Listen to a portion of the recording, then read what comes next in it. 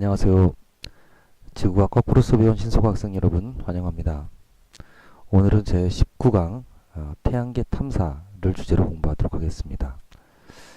오늘 공부할 주요 내용은 우리 인류가 1950년대 이후에 태양계를 탐사해온 역사와 방법에 대해서, 그리고 이렇게 탐사한 우리 태양계 구성원들, 행성과 기타 여러가지 태양계 가족들의 주요한 특징에 대해서 공부하도록 하겠습니다. 왜 우리 인간은 우주를 연구하는 것일까요? 그것은 어쩌면 인간이 이 살아가고 있는 우주의 근본을 연구하는 것이 우리가 우주에서 왔기 때문이 아닐까라고 생각합니다. 우리 인간은 별의 폭발의 산물이고, 우리 지구도 태양도 전부 다 우주의 어느 순간에 탄생해서 지금까지 존재하다가 또 언젠가는 다시 우주의 먼지로 들어갈 것입니다. 그렇기 때문에 우리 인간을 이해하기 위해서라도 우주에 대해서 연구하는 것은 어떤 우리 인류의 근본적인 욕망이 아닐까라고 생각합니다. 어쨌거나 이런 우주에 대한 호기심을 충족하고, 그 다음에 우주 탐사 과정에서 얻은 여러 가지 기술들을 인간의 행복을 위해서 쓰기 위하여 우리 인간은 20세기 후반에 태양계를 열심히 탐구해 왔습니다.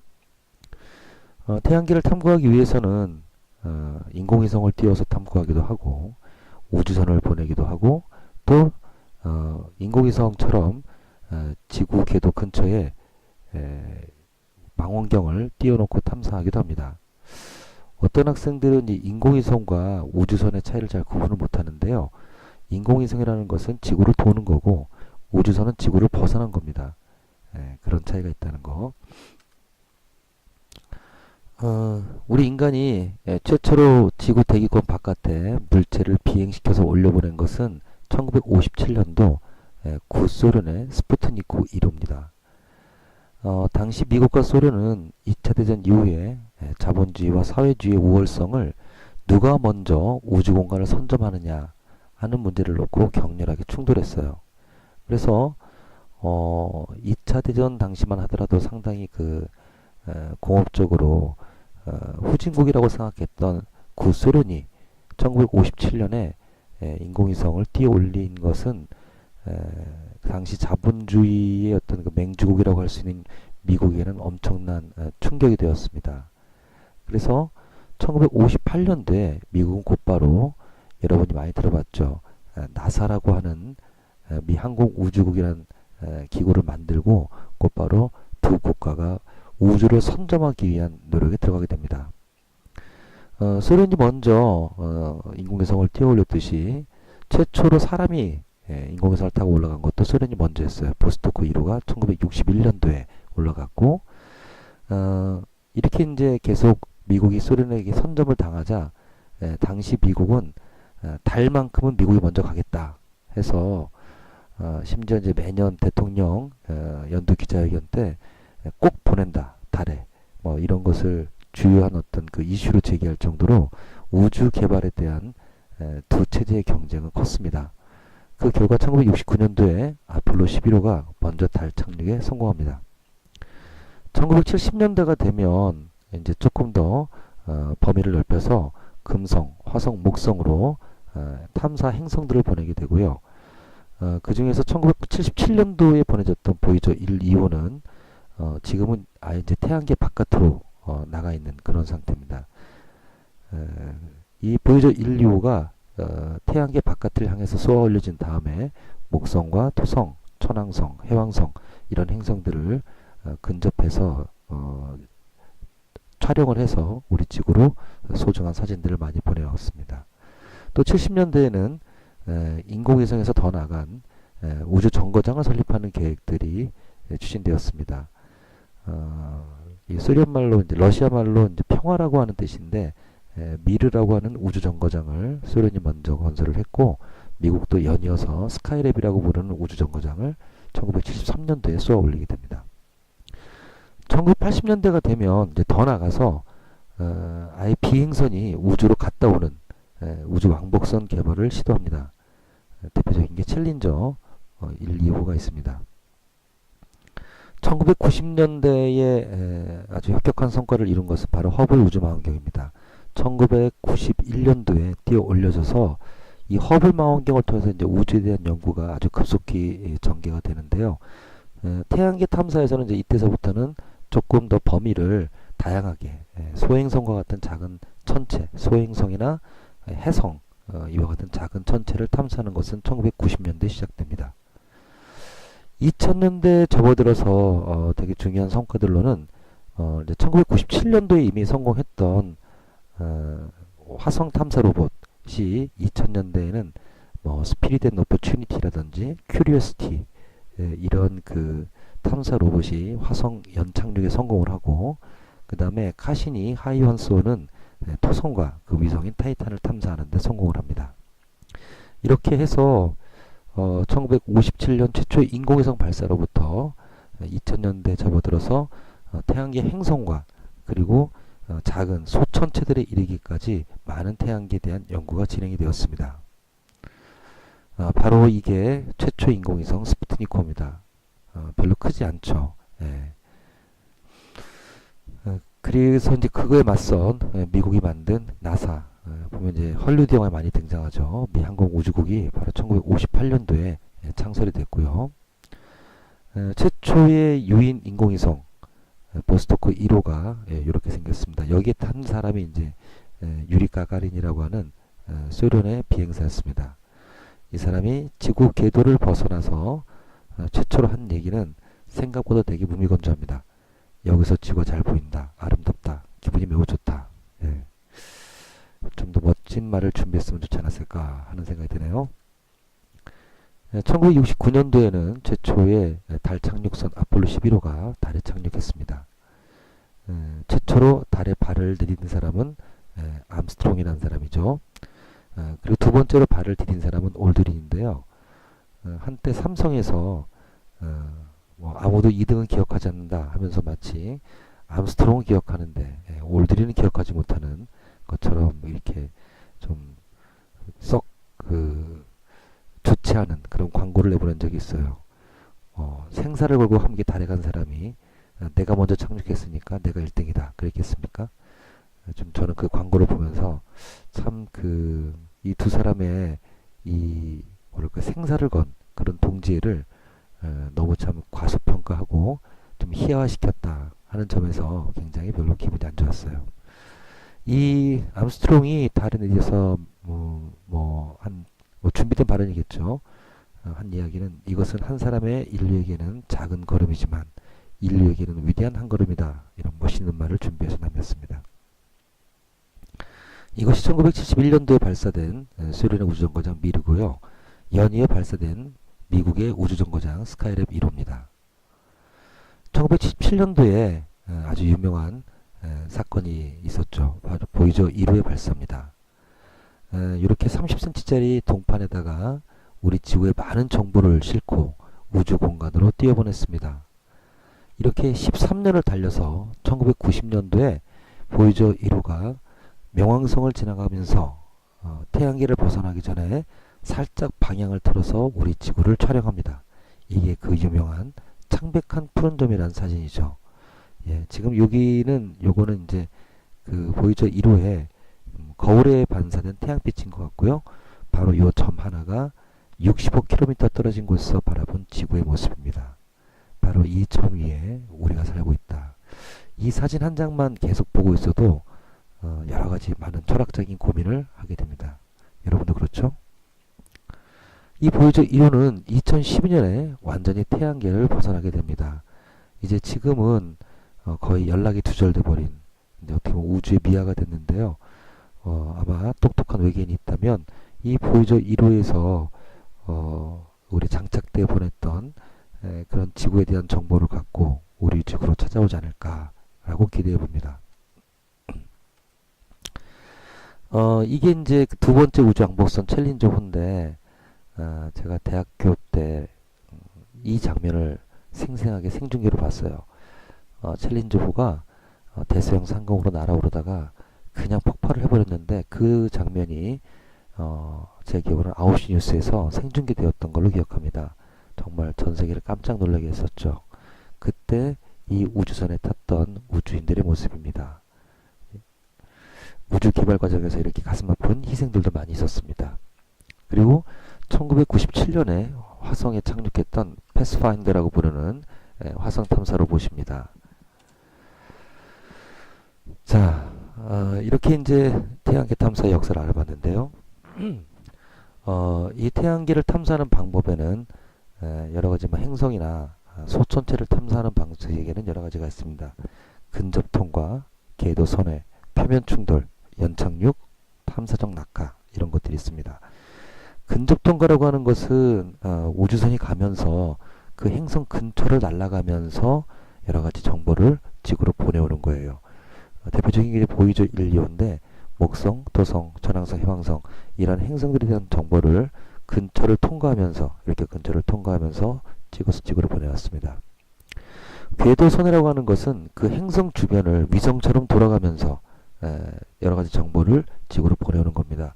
대표적인 것이 이제 금성을 탐사하러 갔던 마젤란호입니다. 여기에 마젤란호의 모습입니다. 표면 충돌이라고 하는 것은 그 천체에 대한 더 많은 정보를 알기 위해서 직접 천체에 부딪혀서 그 안으로 충돌시키면서 그 순간에 여러 가지 충돌하는 과정에서 물질의 어떤 종류라든지 아니면 내부 구조 이런 것들을 파악하기 위해서 탐사하는 방식입니다. 딥 임팩트호가 템펠1이라고 하는 해성과 충돌한 것이 대표적인 사건이라고 할 수 있습니다. 연착륙이라는 것은 이제 착륙하는 건데요. 예를 들면 아폴로 11호 달에 갔다든지 패스파인더 화성에 갔다든지 이런 것들이 연착륙입니다. 탐사적 낙하는 연착륙할 어떤 그 지표면이 없는 거예요. 예를 들어서 목성 같은 경우에는 그러니까 이제 화성이나 달 같은 경우는 이제 이런 지표면이 있으니까 가서 이제 착륙해서 관찰하면 되는데 목성은 이런 지각 같은 그런 착륙할 곳이 없거든요. 그럴 경우에는 이제 낙하산을 펼쳐서 이렇게 낙하를 시키는 거죠. 그러면서 이제 여러 가지 이제 탐사를 하는 것이 탐사적 낙하라고 하는 방법입니다.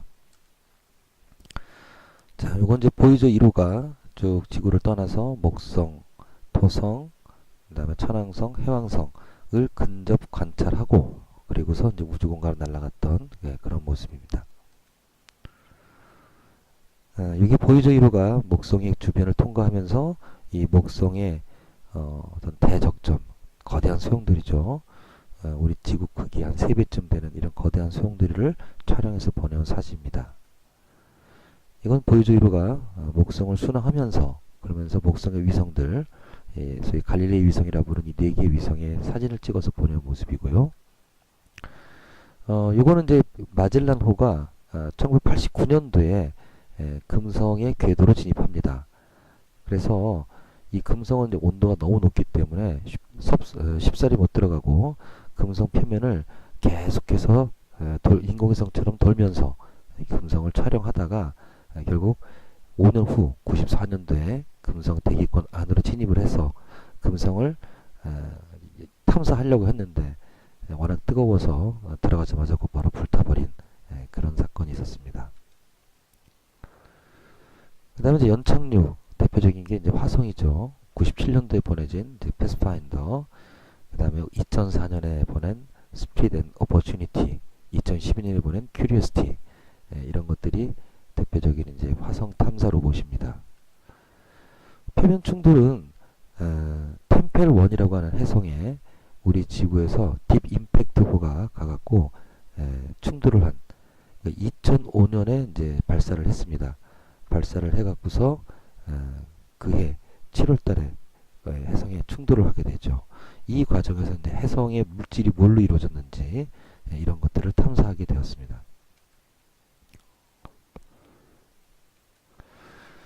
그 다음에 이제 탐사적 낙하는 우주 왕복선 챌린저호에 이제 탑재가 돼갖고 여기서 탐사정이 목성의 궤도권 안으로 진입을 하게 됩니다.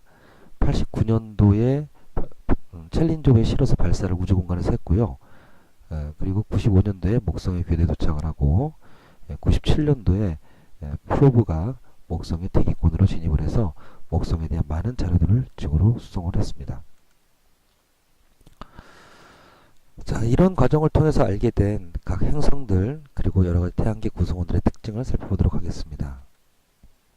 우리 태양계는 태양이라는 별과 8개의 행성과 그 다음에 명왕성, 카론, 세레스를 비롯한 여러가지 외소 행성 그리고 소행성과 해성 그리고 해왕성 궤도 천체와 같은 이런 소천체들이 있고 행성에 딸린 식구들 우리 달이나 이오, 타이탄 이런 위성들이 있습니다.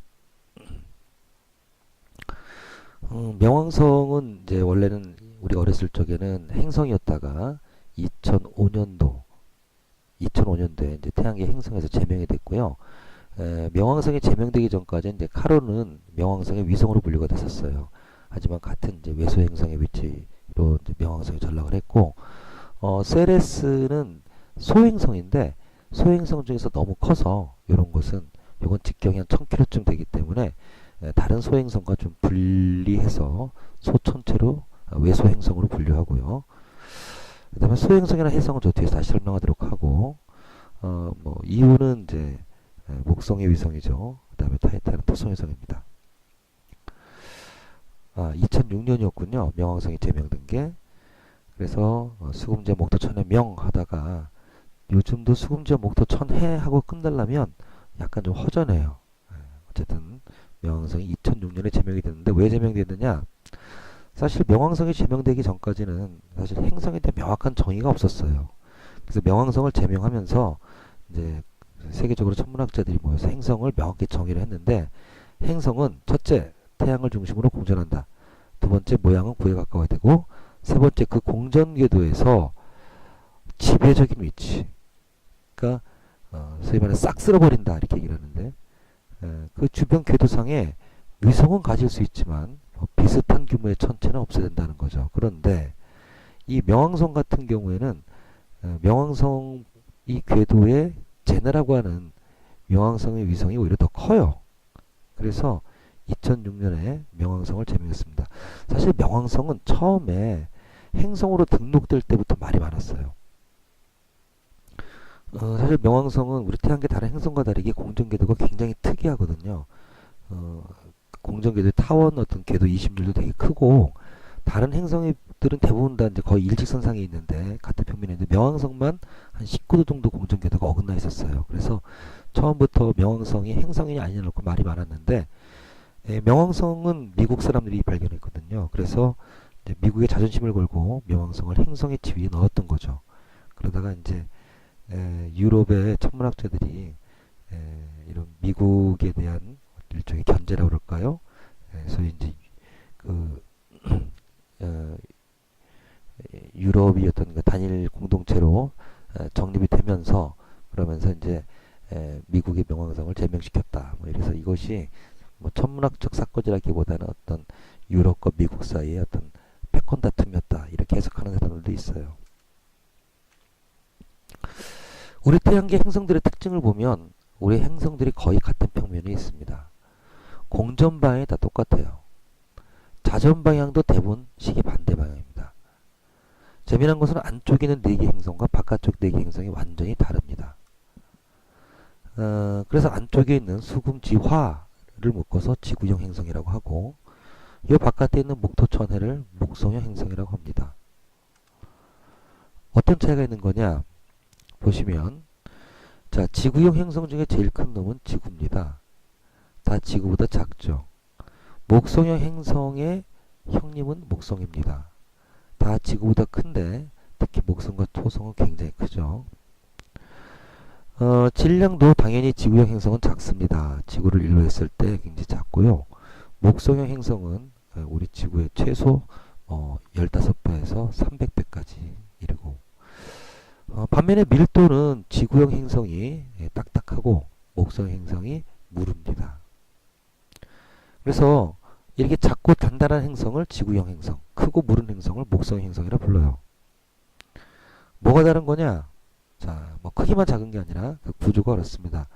지구 수성, 금성, 화성 이들은 전부 다 핵과 멘틀의 이중 구조입니다. 지구처럼 핵은 주로 철로 구성되어 있고요. 목성형 행성은 지구형 행성과 완전히 다르게 이런 돌이 없어요. 이런 돌이 없고 안쪽엔 얼음, 암석 이 안쪽에 있고 바깥쪽이 이제 금속성 수소이거나 수소 분자로 그리고 바깥쪽이 쉽게 말하면 이제 액체수 상태다 이렇게 볼 수 있겠습니다. 액체수 상태다. 그래서 지구형 행성은 철과 돌로 이루어진 우리 지구와 같은 모습의 행성이라면 목성형 행성은 수소가스 행성이다. 이렇게 보면 되겠습니다.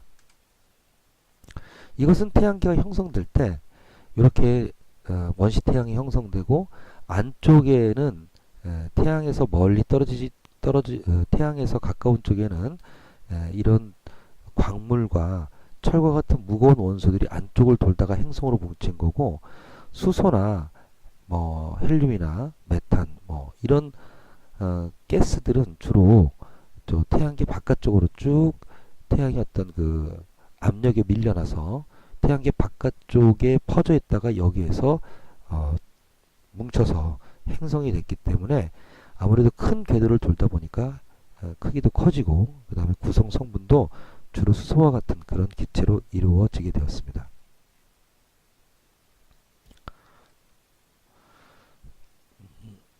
거의 다 앞에 설명했네요. 그죠? 예. 자, 지구형 행성과 목성 행성을 여러가지 물리량을 다시 한번 비교해 보도록 하겠습니다. 지구형 행성은 질량과 반지름이 작고 반면에 밀도가 크다. 목성 행성은 질량과 반지름이 크고 그리고 밀도가 작다. 왜? 구성 물질이 주로 수소이기 때문에 그렇다.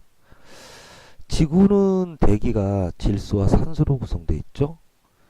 금성과 화성은 이산화탄소, 수성은 대기가 없어요. 목성의 행성의 대기는 수소, 헬륨, 메탄, 암모니아 이런 걸로 구성이 되어 있습니다. 대기의 성분이 완전히 다르죠. 안쪽은 주로 무거운 기체들이라면 바깥쪽은 주로 가벼운 기체들로 이루어져 있다. 이렇게 볼 수 있겠습니다. 실제 크기를 비교하기가 진짜 다르죠. 지금 여기가 지금 이제 목성, 토성, 천왕성, 해왕성, 그 다음에 지구, 금성. 정말 행성의 크기를 보니까 게임이 안 되네요. 질량을 봐도 지구를 1로 했을 때 금성, 화성, 수성, 목성 행성은 지구의 318배, 그 다음에 95배 이렇게 큰 차이가 다르네요. 자, 밀도를 보면 지구형 행성은 화성을 제외하고 지구와 비슷하죠. 화성은 지구보다 약간 밀도가 작습니다. 반면에 목성 행성은 밀도가 1부분이에요. 이 중에서 토성 같은 경우는 밀도가 0.7밖에 안 됩니다. 만약에 토성을 담아 놓을 수 있는 물이 있다면 토성이 물에 등등 뜨겠네요. 그렇죠? 자전주기를 보면 목성형 행성은 덩치가 큰 반면에 자전주기가 짧아요. 지구형 행성은 지구하고 화성은 24시간이지만 수성과 금성은 수성이 자전주기가 59일, 금성이 200 며칠이더라. 저기 다시 보도록 하겠습니다. 금성은 자전주기보다 금성의 공전주기가 225일인데 자전주기가 243일로 자전주기가 공전주기보다 더 깁니다. 그 다음에 이제 행성의 모양의 납작한 정도를 표현하는 편평도를 보면 안쪽에 있는 지구형 행성은 천천히 돌기 때문에 모양이 거의 9에 가까운 반면 목성형 행성은 그래도 조금 더 찌그러져 있습니다. 특히 토성이 아주 많이 찌그러져 있어요. 편평도에 대한 얘기 잠시 다시 하도록 하고요. 지구형 행성은 위성이 거의 없습니다. 수성 없고 금성 없고 지구가 하나, 화성이 2개인데 화성의 위성은 거의 위성이라고 보기도 좀 부끄러운 그런 정도 작은 규모입니다. 위성을 갖고 있는 건 대부분 다 목성형 행성이에요. 그리고 목성형 행성의 위성은 이제 매년 계속 발견되기 때문에 저건 이 최신의 천문학 책일수록 목성과 토성의 위성수가 계속 늘어납니다. 그래서 학생들이 선생님 이 책에는 목성의 위성이 몇 개가 나와 있는데요. 그러면 많은 게 최근 거야. 이렇게 얘기를 해주죠. 그 다음에 이제 고리를 보면 지구 형성 고리가 없고요. 우리 고리하면 생각나는 게 이제 토성이죠. 토성인데 토성만 있는 게 아니고 목토 천해가 다 작은 그 지구에서는 딱 눈에 띄지 않지만 다 고리를 갖고 있습니다. 자전 주기를 보면 이렇게 그 큰 목성형 행성은 자전 주기가 되게 짧아요. 그죠? 빨리 돌고 수성, 금성 아까 얘기했죠. 자전 주기가 길다고. 그럼 이 자전 주기가 결국 뭐하고 연결되느냐면 행성 모양의 찌그러진 정도하고 연결이 됩니다. 우리는 이 행성 모양의 찌그러진 납작한 정도, 납작도라고 볼 수 있는 납작도를 편평도라고 하는데, 편평도는 그 행성의 적도 반지름분의 적도 반지름 빼기 극반지름, 이렇게 정의를 합니다. 그럼 이제 A와 B가 같다, 즉 완벽한 구면 편평도가 0이 되겠죠. 이게 만약에 B가 0이다. 그럼 원반이네, 원반. 그죠? 그러면 편평도가 1이 될 텐데, 행성의 자전 속도가 빠르면, 자전 주기가 짧으면 행성이 더욱더 모양이 납작하게 됩니다. 그래서 수성과 금성은 아까 자전 주기가 59일, 243일이니까 편평도가 0이고요. 지구나 화성도 거의 0에 가깝죠. 근데 이제 이쪽은 자전 속도가 굉장히 빠르기 때문에 편평도가 굉장히 큰데, 특히 토성 같은 경우에는 편평도가 0.1 정도, 즉 적도 반지름이 10cm라면 극반지름이 9cm 정도 차이가 분명히 보이겠죠. 그런 차이를 보인다. 지구가 이제 위성이 달 하나 있고 화성이 두 개가 포버스 데이모스가 있는데, 보세요. 반지름이 11km, 6.5km니까 이거는 행성이라고 위성이라고 부르기도 좀 창피하네요. 그죠? 목성이 61개, 31개. 근데 이거는 이제 많을수록 최신의 거예요. 천왕성 27개, 해왕성 13개. 하지만 계속 발견되고 있다. 그 다음에 이제 고리인데요. 이게 이제 그 토성의 그 아름다운 고리죠. 이 고리, 지구에서 보면 아름답지만 직접 가까이 가서 보면 이렇게 먼 얼음과 돌덩입니다. 요거는 이제 천왕성의 고리고요. 해왕성의 고리입니다. 그래서 이 고리가 토성만 있는 게 아니다. 자, 이렇게 해서 지구형 행성과 목성 행성이 완전히 구성 물질이 다르고, 그 다음에 여러 가지 물리적 특성이 다르다 하는 걸 설명을 했고요. 이제는 하나하나 들어가서 수성부터 해왕성까지 특징들을 살펴보도록 하겠습니다. 먼저 첫 번째 수성입니다. 수성은 달보다 약간 큰데요. 지금 여기 수성을 마리노호가 가서 촬영한 사진인데, 이 마리노호가 촬영했을 때 보면 이제 요런 그 틈새들이 있는데, 요거는 이제 지각의 활동에 의한 초기 어떤 수축작용에 의한 그런 어떤 절벽이 아닌가 이렇게 생각을 하고요. 그 다음에 이제 이렇게 모습을 보면 이렇게 무슨 우리 달을 봤을 때 보이는 그런 이런 구덩이들이 많이 있죠. 지금 보면 왼쪽이 수성의 모습이고 오른쪽이 달의 모습인데, 수성과 달을 만약에 위에 써놓지 않았다면 어느 게 수성이고 어느 게 달인지 사실 구분하기 좀 어렵습니다. 왜 그러냐 하면은 수성도 대기가 없어요. 워낙 중력이 작고 태양 바로 앞에 있기 때문에 대기가 다 날아가 버렸습니다. 그러니까 대기가 없으면 이런 그 소행성 어떤 소천체들이 와서 충돌했을 때 크레이터가 그대로 보존이 돼요. 우리 지구 같으면 비바람이 불고 강이 흐르고 해서 이런 크레이터가 있어도 시간이 흐르면 이런 것들이 다 평탄화가 되는데, 수성이나 다른 대기가 없으니까 크레이터가 그대로 다 보존이 됐습니다. 그 다음에 수성은 공기가 없어요. 공기가 없기 때문에 그 지표면의 온도를 일정하게 유지해주는 온실효과가 없죠. 그래서 일교차가 무려 100도에서 700도 바뀌었네요. 낮밤이 낮이 700도, 밤이 100도, 이렇게 해서 일교차가 무려 600도 정도 나는 어마어마한 차이죠. 그래서 태양계 행성 중에서 일교차가 제일 큰 것은 수성입니다. 자, 금성은 지구에서 봤을 때 가장 밝은 천체죠. 매우 두꺼운 대기층 이산화탄소로 되어 있고, 그리고 무려 이산화탄소가 90기압입니다.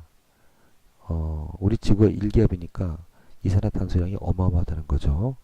그래서 이산화탄소의 온실효과 극심해서 표면 온도가 물이 절대 존재할 수 없는 470도입니다.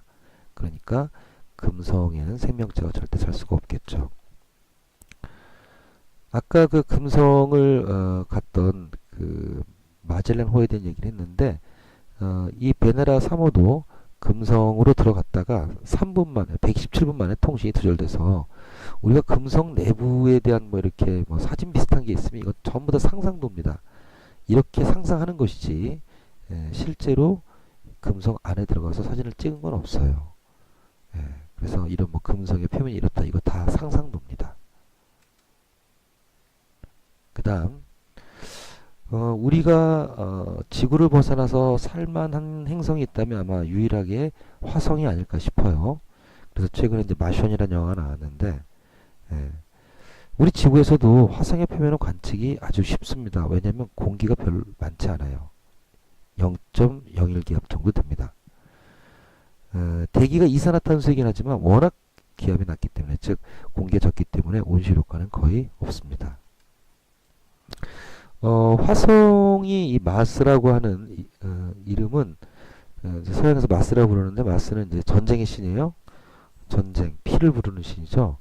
왜냐? 왜 이름을 마스라고 줬을까? 붉은색으로 보이니까. 왜 붉은색일까? 산화철, 녹슬었다는 거죠. 산화철 때문에 표면이 붉은색을 띠고 있습니다. 지구에서도 보이는데요. 화성을 보면 이렇게 극지방에 지구의 비가 같은 게 있습니다. 이거를 극관이라고 부릅니다. 극관. 이 극관은 물이 얼은 얼음과 이산화탄소가 승화된 드라이 아이스로 이루어져 있습니다. 그래서 이 드라이 아이스로 이루어져 있으니까 드라이 아이스가 승화되는 온도가 영하 70도 정도잖아요. 그래서 예를 들어서 이제 화성은 자전축이 지구랑 비슷하게 기울어져 있거든요. 화성은 계절 변화가 있어요. 그래서 이제 여름철이 되면 극관이 작아졌다가 겨울철이 되면 커지고, 이런 것이 남극쪽과 북극쪽이 전부 다 계절에 따라 극관의 크기가 변합니다. 이건 극지방에 가서 본 극관입니다. 이건 직접 가서 촬영한 거죠. 지금 보면 극관의 크기가 계절에 따라서 자 이렇게 북극쪽과 남극쪽 약간씩 차이가 나는 것을 볼 수가 있습니다. 우리 태양계에서 가장 큰 산은 화성에 있는데, 올림푸스 산, 높이가 약 25km 정도 되는 태양계에서 최고 높이의 산이 올림푸스 산입니다. 이 올림푸스 화산 평지대의 용암 자국들입니다. 이걸로 봐서 옛날에 화성에 어떤 마그마의 화성 활동이 있었다는 걸 알 수가 있고요. 지금은 없어요. 그리고 이 화성의 저쪽 거의 끝에서 이쪽 끝까지 어마어마한 계곡이 있습니다. 이게 마리너 협곡입니다. 우리 그랜드 캐년, 지구에서 이제 죽기 전에 꼭 가봐야 되는 그랜드 캐년이 길이가 800km, 폭이 30km, 깊이가 1.8km인데 비해서 이 마리너 협곡 같은 경우에는 길이가 5배, 그 다음에 폭이 3배, 그 다음에 깊이가 한 4배 정도 더 크니까 어마어마한, 그야말로 대단한 장관이겠죠. 화성에 역시 과거에 흘렀던 이런 물의 흔적들, 이런 것들이 있고요. 그 다음에 화성은 아까 말씀드렸듯이 대기가 희박해서 이렇게 운석이 충돌했을 때 이 크레이터들이 많이 보존이 되어 있습니다. 이런 크레이터들이 대기가 없기 때문에 많이 보존되어 있다. 이게 화성의 위성인 직경 13km 퍼버스, 23km의 데이모스의 모습입니다. 자, 그 다음에 행성의 제왕 목성입니다. 목성을 관찰하면 이제 제일 먼저 눈에 띄는 게 바로 이 줄무늬죠. 이 줄무늬가 왜 생겼을까? 줄무늬가 생긴 이유는 목성의 자전축이 매우 빠르다 그랬죠? 이로 인해서 위도가 나란하게 대기의 대수가 이루어집니다. 우리 지구도 대기의 대순환이 그런 성격을 띠고 있는데, 목성은 그 큰 놈이 자전주기가 한 10시간 남짓이니까 전향력이 어마어마하죠. 그래서 대기 순환이 일어나긴 일어나는데, 이것이 위도가 나란하게 일어나기 때문에 이와 같은 대적점이 줄무늬가 생겼습니다. 그리고 요 가운데 이제 대적점이 있는 거죠. 대적점은 거대한 소용돌이입니다. 지구 크기의 3배쯤 되고요. 이런 걸 봤을 적에 이 목성의 대기층이 굉장히 불안정하고 아주 빠른 속도의 움직임을 갖고 있구나 하는 걸 알 수가 있습니다. 목성의 극지방에서 오로라가 관측됐어요. 오로라가 관측됐다는 것은 목성에도 무엇이 있다? 그렇죠. 자기장이 있다는 뜻이겠죠. 네. 그 다음에 토성. 아까 토성의 아름다운 고리 들어봤죠? 네. 그래서 이제 토성의 고리를 바깥에부터 A, B, C 고리가 있고 그 사이사이 간극에도 이제 카시니 간극, 엔키 간극 이런 이름이 있습니다. 자, 고리 모습입니다. 자, 천왕성 특징. 색깔이 어떻습니까? 푸르스름하죠. 예, 대기가 메탄으로 이루어졌기 때문에 그렇습니다. 천왕성의 특징은 다른 놈들은 전부 다 자전축이 자기 공정 궤도면에 대해서 어느 정도 직각 방향으로 서 있는데 천왕성만은 이 공전 궤도면에 대해서 거의 비스듬하게 자전축이 누워 있다는 것이 천왕성의 특징입니다. 해왕성 별 특징 없고요. 해왕성은 그 발견을 그러니까 천왕성하고 해왕성은 이제 그러니까 수금, 화, 목, 토까지는 맨눈으로 볼 수 있는 행성이고요. 천왕성, 해왕성부터는 이제 망원경으로 찾아낸 행성인데 특히 해왕성은 계산해서 천왕성의 공전 궤도를 관측한 결과로 계산해서 찾아낸 행성이기 때문에 과학사에서는 굉장히 중요합니다. 뉴턴의 만유인력 법칙이 얼마나 위대한 것인지를 입증해 준 것이 해왕성의 발견입니다. 자, 이 소행성들은 주로 어디에 있냐면 이렇게 이제 수, 금, 지, 화 그렇죠? 화성의 궤도와 목성의 궤도 사이에 주로 이런 소행성들이 있습니다. 엄청 많겠죠? 예. 여기 있던 놈들이 이제 어떤 이러저러한 중력에 이끌려서 지구 궤도 안으로 들어와서 우리 지구의 안전을 매우 위협합니다. 생긴 것은 이렇게 제각각이에요. 무슨 말벽다기처럼 생겼죠. 예. 이 소행성은 우리 지구에 정말 위협적인 존재입니다. 우리 지구에서 공룡이 멸종한 것도 우리는 이제 소행성의 충돌로 그 이유를 찾고 있는데 지난 2013년도에 지구하고 140만 킬로미터까지 근접했던 소행성 아프피스 같은 경우에는 크기가 거의 63빌딩만 한 거였어요. 만약에 이게 지구랑 충돌했다면 어마어마했겠죠. 근데 다행히 2013년에는 지구달 거리 한 3배를 근접 통과를 했지만 2029년이 되면 이때는 3만 킬로미터 정도로 치고 2036년에는 혹시 지구와 충돌할 가능성도 결코 없는 것이 아닙니다. 굉장히 두렵죠. 2009BA라고 부르는 이 소행성 같은 경우에는 크기가 약 7m인데요. 우리 지구달 거리의 한 30분의 1 정도 안쪽으로 지구달 거리의 30분의 1 정도 안쪽으로 지나갔어요. 정말 위험천만한 순간이었죠. 자, 마지막으로 해성입니다. 해성, 밤하늘을 장식하는 거대한 불꽃놀이 해성. 자, 이 해성은 이제 그 예수 탄생 시에 그 동방박사와 동방박사의 경배. 이제 이분이 아기 예수인데, 이제 이때 요 뒤에 보면 이렇게 해성이 등장을 해요. 그래서 어떤 사람들은 천문학적으로 봤을 때 예수가 탄생한 시점이 이 해성을 봤을 때 우리가 예수 탄생인 그 해를 갖다가 이제 기원 전과 기원 후로 나누는 기준점이 되는데 예수 탄생이 해성으로 봤을 때 기원전 12년이었다. 뭐 이렇게 주장하는 사람도 있습니다. 해성 중에 제일 유명한 것은 헨리 해성이죠. 해성이 그냥 우연히 나타났다 사라지는 천체가 아니라 우리 태양계의 일가족이다. 그래서 이게 주기적으로 오는 거다. 이렇게 맨 처음으로 이야기한 사람이 헨리라는 사람이기 때문에 이 헨리 해성을 통해서 해성이라는 것이 태양계의 한 가족임이 입증이 되거든요.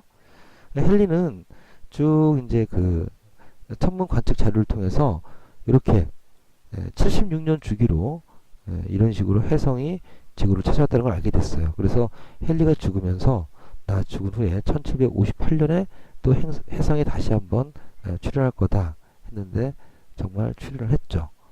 그래서 이걸 통해서 이제 태양계 가족으로 혜성이 등록이 됩니다.